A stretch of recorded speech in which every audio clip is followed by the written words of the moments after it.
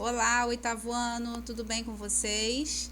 Então, na aula de hoje a gente vai iniciar o estudo do módulo 2 no capítulo 4, tá? Que vai estar falando sobre a pele, tá? O revestimento do corpo humano. Então, a gente vai falar primeiro aqui sobre a pele sendo considerada um órgão. Por que a pele é considerada um órgão? Porque a pele é composta por diversos tecidos diferentes, né? Então, vai ter a epiderme, que é formada por tecido epitelial, vai ter a derme, que é formada por tecido conjuntivo, e a tela subcutânea, que é formada por tecido adiposo, que é onde fica reservado aí as moléculas de gordura provenientes do excesso da alimentação, tá? E nessas camadas da pele, mais especificamente, a gente vai falar assim que epiderme é a camada mais externa, né? E é ali onde tem as proteínas chamadas queratina. Essa queratina, seja uma camada queratinizada, que confere principalmente impermeabiliza, faz com que a pele não perca tanta água, mantém a temperatura, proteção, né, porque é uma camada bem resistente, flexível, né, então a primeira camada é mais como uma proteção. A segunda camada, que é a derme, é onde está presente, se vocês olharem aqui, ó, algumas glândulas, como glândulas sudoríferas, como alguns vasos sanguíneos, nervos, alguns receptores, né, principalmente para a questão de tato, né, então é onde o tecido conjuntivo ele está inserido e é onde aparece a parte que é onde você sente a dor, né, porque ali está presente os nervos. E a última camada, essa amarelinha assim, ó, é a tela subcutânea. Essa partezinha amarelinha é justamente os adipócitos, né? Ou seja, as células que compõem o tecido adiposo. E qual é a função, né, que a pele tem? A pele como um todo, né? A função que a pele tem é principalmente ser uma barreira natural contra a entrada de micro-organismos invasores. Também funciona como termorregulação, ou seja, a própria camada da pele funciona como uma maneira de manter a temperatura constante, principalmente pela saída, né, a liberação do suor. Não sei se vocês já sabiam disso, mas o suor ele é um equilíbrio, né, da temperatura. Se você está suando é porque você está eliminando o calor que está dentro do seu corpo em excesso. Esse calor vai sair junto com as moléculas de água. E também é responsável pelas sensações, ou seja, o sentido do tato, ele é responsável pela pele. As estruturas que compõem a pele, né? Aqui a gente vai ter o esquema da unha, aí a gente vai ter pelos, no caso de alguns animais a gente vai ter garras, né? Então a unha embaixo aqui a gente tem a parte dela queratinizada, mas a gente tem o osso aqui, ó, do dedo aqui embaixo, tá vendo? A raiz da unha. Então, uma boa saúde das unhas, assim, é muito importante, até porque existem camadas de pele embaixo que, se forem lesadas, pode causar algum tipo de problema. E as garras aqui de alguns animais, né, tá mostrando do gatinho, mas existem outros animais também que possuem garras, que é um tipo de adaptação para agarrar, para buscar suas presas, né, defesa.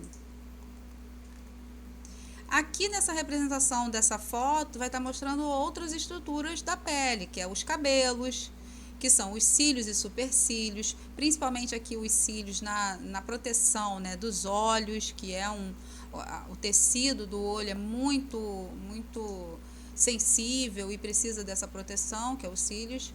As sobrancelhas aqui, ou o supercílio, na verdade isso aqui é uma barreira mais contra suor ou alguma coisa que esteja caindo.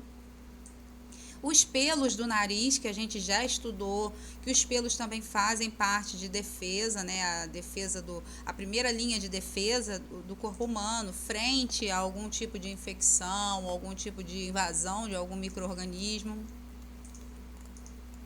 E a gente também vai ter glândulas presentes na pele. As principais glândulas na pele, no caso, são as glândulas sebáceas, que são essas aqui, ó, tá vendo que tem o pelo? É fácil de você gravar pelo pelo, ó. Acha o pelo. Do lado do pelo vai ter a glândula sebácea. Ela vai produzir o que a gente conhece como sebo, que é a oleosidade natural da pele, tá? A gente vai ter as glândulas sudoríferas, ou seja, são essas glândulas aqui que parecem um novelo de lã enroladinho. Essas glândulas sudoríferas é onde vai ter a liberação do suor. As glândulas ceruminosas, que são as responsáveis pela produção de cera no ouvido. Vai ter as glândulas também lacrimais, ó, tá vendo aqui? As glândulas mamárias, que no caso fazem a produção do leite. Mas no caso das glândulas lacrimais e as glândulas mamárias, a gente, né, tem a produção dessas situações aqui, no caso, mais a gente vai ver na parte de glândulas exócrinas do sistema nervoso, mas é bom para a gente só saber que são glândulas também. E aqui, ó, a glândula lacrimal, é interessante saber, ó, que ela fica desse lado, né? A gente acha que é aqui, mas na verdade é aqui em cima, né? Embaixo do supercílio. Essa glândula lacrimal, ela tem os canais que estão conectados a ela. Então, quando ela é estimulada, é por aqui que saem as lágrimas. Aqui vai estar falando uma imagem interessante para a gente entender como é que é o processo de formação da acne, né? Que é um excesso da produção de sebo e vai ocorrer tipo uma inflamação dentro da pele, onde tem ali o folículo piloso, que é o folículo piloso que é a raiz do pelo. Então, quando essa quantidade de sebo ela aumenta muito de tamanho, ela vai ocasionar um processo infeccioso, que é o que a gente conhece como acne. Mas isso normalmente acontece em jovens, adolescentes, da idade de vocês, porque é um processo mediado por hormônios que são liberados nessa época mesmo, nessa idade de vocês. E tende a passar conforme vocês vão atingindo a vida adulta. Já as sensações táteis, ou seja, o tato, né, a capacidade de sentir as coisas, né, com a pele, tanto calor, frio, pressão, alguma substância fina, grossa, áspera, tudo isso é devido a esses receptores que estão aparecendo aqui. Esses receptores, cada um deles tem um tipo de função. Então, ó, corpúsculos de Ruffini, pressão e temperatura, discos de Merkel, corpúsculos de Meissner, corpúsculo de Patini. Então, todos eles são responsáveis por alguma função no tato. A gente também vai falar de melanina, né, que são os pigmentos da pele. É importante essa imagem aqui, que a gente sempre lembre que não há diferença entre os seres humanos, né? DNA, geneticamente falando, a gente não tem nenhuma diferença. A melanina é uma questão de quantidade. A questão de melanina, ou seja, o que diferencia uma pessoa com um tom de pele e a outra pessoa com outro tom, é a quantidade mais ou menos de melanina que vai ter nas camadas da pele, tá? Então, aqui vai explicando que a melanina é um pigmento que é produzido por uma célula chamada melanócito. Então, quando a gente tem mais melanina, a gente vai ter uma pigmentação maior. E isso também pode ser um fator legal para a gente falar sobre bronzeamento e as queimaduras, que vamos falar mais para frente. O bronzeamento acontece justamente por uma proteção da própria pele em produzir mais melanina. Você fica mais moreninho ao pegar sol, por quê? Porque o seu corpo ele absorveu uma quantidade de radiação. E para não lesar as camadas da sua pele, começa a produzir mais melanina. Essa melanina é uma proteção, então, para a pele. E essa melanina está presente tanto na coloração da pele, quanto de cabelos, de cílios, de tudo, tá? Nessa parte aqui, vem falando sobre as queimaduras e as diferenças entre as queimaduras de primeiro, segundo e terceiro grau. Então, é fácil de entender, porque a queimadura de primeiro grau é aquela que atinge a primeira camada da pele, que é a epiderme. Então, normalmente, causa só uma vermelhidão, um inchaço local e rapidamente aquilo ali você vê a melhora. Nas queimaduras de segundo grau é onde ocorre a lesão na derme, tá? Então, é uma queimadura mais profunda. Tá vendo aqui esses vasinhos? Isso aqui são os vasos e nervos presentes na derme.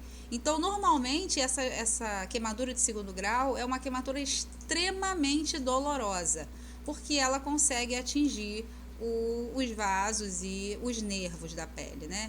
Então, forma-se as bolhas, aquela pele vai se desprender, normalmente pode causar uma cicatriz ou mancha, tá? Agora, A queimadura de terceiro grau, ela é muito perigosa, porque algumas podem atingir até músculos ou ossos. E tá vendo aqui, ó, como ela atinge a tela subcutânea? Normalmente, essas queimaduras de terceiro grau, elas não têm nem a sensibilização da dor, porque já lesou tanto, de uma tal maneira, que não é nem capaz de transmitir o impulso de dor. Né? Então, é aquela queimadura que tem um aspecto esbranquiçado, que pode atingir camadas muito profundas ou até chegando aos ossos, e normalmente até precisa de intervenção cirúrgica, né? Para a gente poder fazer enxerto, fisioterapia, devido ao tamanho da lesão. E aqui vem falando das queimaduras de sol, que eu acho que sempre quando eu dou essa aula de pele, é muito importante a gente saber que, assim, os raios UV, né, dependendo do horário que você está exposto ao sol, eles vão atingir mais profundamente as camadas da pele. Então, olha, os raios UVA, tá vendo aqui, ó, é o mais nocivo dos raios. Por que é o mais nocivo? Porque ele não tem proteção pela camada de ozônio. E ele normalmente é mais comum nos horários de pico de sol. Então, quando a pessoa está sempre sendo exposta aos raios UVA, é uma lesão mais profunda, ela pode causar envelhecimento precoce, pode causar câncer de pele, enfim, ela pode causar inúmeros problemas na pele. Já os raios UVB causam aquelas queimaduras que a gente vê, mais queimaduras solares, né? As vermelhidões, onde você descasca, é a UVB. Ela atinge mais, ó, essa camada da epiderme. E a UVC, é importante a gente falar que esse raio, ele é, na maioria das vezes, bloqueado pela camada de ozônio. Então, ele não chega até a superfície da Terra porque ele está sendo bloqueado. Por isso que é tão importante aquela questão de preservar o meio ambiente, as camadas e essa questão de poluição da atmosfera, para que a gente não lese a camada de ozônio, para justamente não ficar exposto a esse tipo de raios, né? Aqui vem falando o câncer de pele, que é o desenvolvimento das células assim de forma desordenada.